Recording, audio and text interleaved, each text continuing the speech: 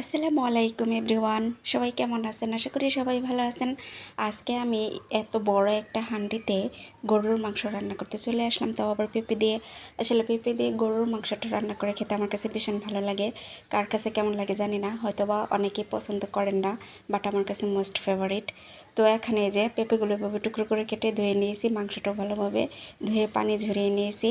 এখন চুলায় একটা বড় পাতিল বসিয়ে দিয়েছি এবং তাতে পরিমাণ মতো তেল দিয়ে পরিমাণ মতো পেঁয়াজ কুচি লাল করে ভেজে নিয়ে এখানে রেগুলার মশলা যেমন হলুদ গুঁড়ো, মরিচ গুঁড়ো, মাংসের মশলা, আর এই মাংসের মশলাটা আমি বানিয়েছি বাসায়। তারপর এখানে দিয়ে দিয়েছি গরম মশলা গুঁড়ো, আদা বাটা, রসুন বাটা, স্বাদ মতো লবণ দিয়ে ভালোভাবে মাংসটা কষিয়ে নিয়েছি। তারপর এখানে পেঁপেগুলো দিয়ে দিয়েছি। তারপর আবার অল্প পরিমাণ কষিয়ে নিয়ে পরিমাণ মতো ঝোল দিয়ে আমি রান্নাটা কমপ্লিট করে নিয়েছি। এই তো রান্না হয়ে গেল পেঁপে দিয়ে মজার গরুর মাংসের তরকারি।